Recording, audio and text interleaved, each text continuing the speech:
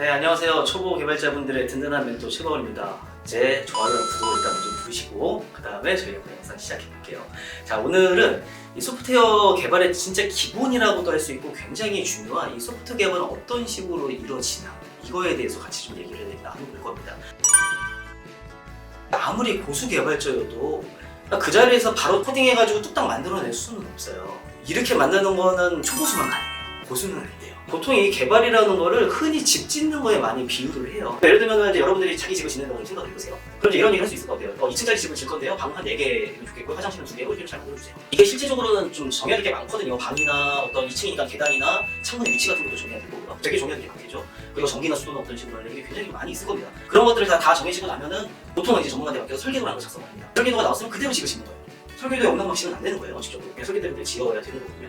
다 짓고 나면은 정말 나중에 설계도대로 다 지었는지 이걸 감리라고 해서 검사를 합니다. 진짜 잘 지어졌냐? 허가가 딱 떨어지면 집이 다 끝난 거예요. 그럼 어떻게 해요? 여러분 들어가서 살겠죠. 살다 보면 아무 문제 없나요? 아니죠. 저희가 부정되기도 비 오면 세행을 고쳐야 되고 갑자기 어디 좀 확장하고 싶어. 보수하는 작업들 많이 하게 되죠. 이거랑 소프트웨어 개발이 굉장히 닮았다라고 해서 건축과정이 많이 비교하거든요. 그래서 그중 하나로 많이 이제 그 개발 방법을 설명을 할 때 얘기를 하는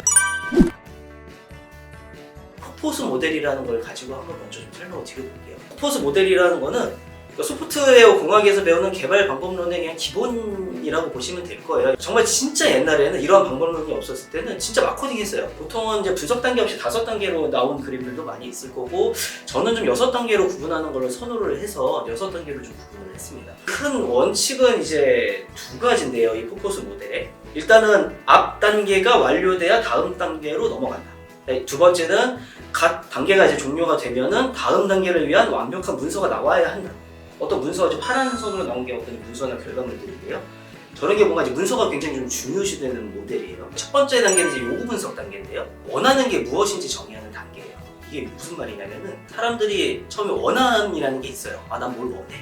나 이런 거 만들고 싶어. 이런 거 만들어줘. 이런 원하는 게 있을 거죠. 고객이 될 수도 있겠죠. 혹은 회사 내부에 어떤 이제 그 기능, 추가 기능을 개발을 요청하는 어떤 이제 다른 팀원이 될 수도 있어요. 팀 부서가 될 수도 있어요. 어쨌든 원함이라는 게 있을 거고 뭘 해줘. 근데 이게 이제 보면은 되게 좀 추상적인 경우가 많아요. 예를 들면 2층짜리 집 만들어줘. 여러분 집 만들 수 있어요? 만들 수 없죠. 안에 방이 몇 개가 필요한지, 창문은 몇 개가 필요한지, 창문은 또 어디 있어야 되는지 뭐 되게 많잖아요. 그래서 이걸 세부적으로 다 요구 사항이라는 걸로 이제 요구 분석을 해요. 하나하나 다 만들어내요. 집을 만드는데 이제 이런 것들, 방은 몇 개가 돼야 되고 방 크기는 어때야 되고 막 이런 요구 사항들이 구체적으로 좀 나오는 단계가 요구 분석 단계예요. 그래서 이제 문서가 또 잘 돼야 돼서 나오는 게 요 이제 요구 사항 이제 명세서라는 문서가 나오는데 보통 SRS라고도 많이 얘기를 해요. 두 번째 단계는 제가 이제 집어넣은 단계인데 분석이라는 단계예요. 이 요구 사항을 이제 만족을 해야 되잖아요. 그러기 위해서 이제 설계, 요구 사항을 만족하려면 어떻게 설계를 해야 되는가. 근데 그러기에 앞서서 기술적인 어떤 문제는 없나 이런 부분들을 좀 분석하는 단계예요. 연구를 해서 뭔가를 확인을 해야 된다라든지 일단 해보기 전까지는 모르는 이런 프로젝트도 있을 수 있어요. 한 번도 안 해봐가지고 이런 경우에는 이런 분석 단계에서 많은 이제 분석을 좀 거쳐요. 설계를 하기 위해서 이 요구사항대로는 이제 만들어낼 수 없습니다. 그래서 이 분석 결과에 따라서 요구사항이 변경될 수도 있고요. 설계에 사용한 어떤 알고리즘이라든지 이런 부분들이 또 변경될 수도 있어요. 그래서 이 분석 단계가 굉장히 좀 중요합니다. 세 번째 단계는 이제 설계 단계인데요. 뭐 쉽게 생각하면 설계도 그리는 단계라고 보시면 될 것 같아요. 프로그램을 만들다 보면 여러 모듈들을 만들어야 될 수 있거든요. 그 다음에 그 모듈 안에서도 여러 기능들 간의 어떤 이제 관계 같은 거 어떻게 서로 동작을 해야 되는지 굉장히 좀 여러 가지 실제 제 구현에 필요한 부분들이 이제 설계 단계에서 다 만들어져요. 집도 설계대로 만들면은 만들어지잖아요. 집이 이제 이렇게 건축이 되잖아요. 프로그램도 소프트웨어도 비슷하다고 보시면 돼요. 이 설계 단계에서 구현에 가능한 수준의 설계를 만들어내는 게 이제 목표가 되는 거고 그런 설계를 이제 하게 됩니다. 그래서 이 단계에서 보통 나오는 문서가 이제 SDS라는 문서가 보통 나와요. 물론 이제 포맷이 중요하진 않아요. SDS와 같은 이런 문서가 나온다고 보시면 되죠. 네 번째 이제 구현 단계에서 이 구현자들은 요 앞 단계 설계 단계에서 나온 요 설계 명세서대로 구현하는 게 목적이에요. 그래서 이제 다 만들고 나면은 이제 소프트웨어가 나오겠죠. 이제 동작하는 소프트웨어가 나오는 아주 중요한 단계이기도 해요. 다음 단계로 이제 테스트 단계, 검증 단계로 넘어가는 이제 그 산출물이 됩니다. 이 검증 단계는 정말 이 요구 사항대로 잘 만들어졌는지 이 소프트웨어가 혹은 뭐 버그는 없는지 이걸 검증하는 단계, 테스팅하는 단계가 되고요. 설계도대로 잘 만들어졌는지 요구 사항이 다 충족을 했는지 구현 단계에서 개발자들이 어떤 자기가 만든 거에 대한 이런 단위 테스트나 어떤 통합 테스트 이런 테스트들을 열심히 안 했다면 이 단계에서 엄청난 버그들이 나오게 될 거예요. 검증 단계에서. 그러면 이제 당연히 버그 리포트, 이 버그 보고서가 계속 올라오겠죠. 이게 이제 처리해야 되는 이제 문서들이 될 거고요. 그 다음에 이제 더 심각한 거는 문제는 이제 이 버그가 이제 확인이 안 되고 이제 다음 단계로 넘어갈 수도 있다는 게 또 문제가 되는 거예요. 검증가들이 자기가 직접 만든 게 아니기 때문에 다 밝혀낼 수 없는 경우도 많이 있습니다. 관리 단계로 넘어가면은 이게 결국에는 이거 프로그램 만들어주세요 한 사람들이 소프트웨어가 이제 전달되고 나서 이게 쭉 이제 서비스 받는 이제 단계예요. 이제 얼마나 동안. 이게 이제 유지보수라고 보통 표현을 많이 하고요. 근데 이제 문제는 버그가 없는 소프트웨어는 없다라는 거죠. 여러분들이 진짜 고수 프로그래머가 되셔도 버그는 발생을 해요. 여러분들이 만든 코드에서. 그렇기 때문에 이게 버그를 계속 또 수정하고 관리하고, 그래서 유지보수라는 이름이 붙게 됐어요. 계속 유지하고 관리를 해야 한다. 이게 단계가 끝나고 진짜 더 이상 이제 소프트웨어 유지보수 안 할 거고 이제 소프트웨어 이제 끝났어 라고 이제 계약이 종료가 되고, 이러면 이제 소프트웨어의 라이프 사이클이 끝나게 되는 거예요. 인생 수명이 끝나게 되는 거예요. 네, 이제 폭포수 모델을 지금까지 이제 얘기를 했는데, 이게 장점이랑 단점이 워낙 뚜렷한 또 개발 방법론이기도 해요. 왜냐면은 장점은 정말 집 짓는 거랑 굉장히 유사하죠. 각 단계들이 설명하기도 쉽고 이해하기도 쉬워요. 각 단계에서 뭘 해야 되는지 정의가 명확해요.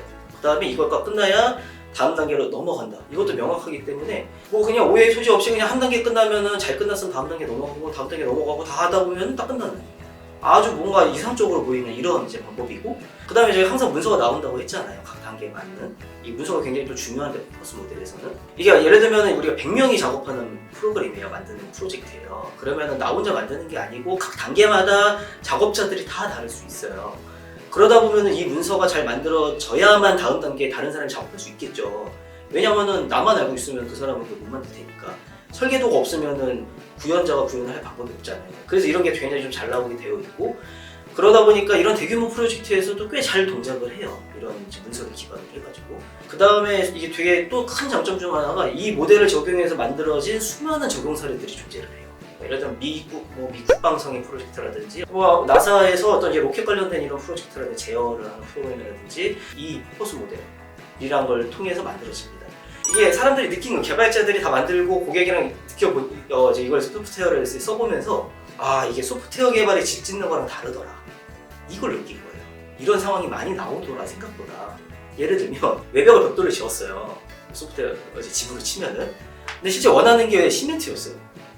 나는 벽돌을 원하는 게 아니었어. 생각해보면 시멘트가 더 좋아. 집을 이미 다 만들었는데. 이게 말이 안 되잖아요, 건축에서. 근데 소프트웨어는 이런 변경 요구사항들이 진짜 많이 발생을 한다는 거죠. 포커스 모델이 되게 적합한 프로젝트도 많이 있어요. 뭐가 있을까요?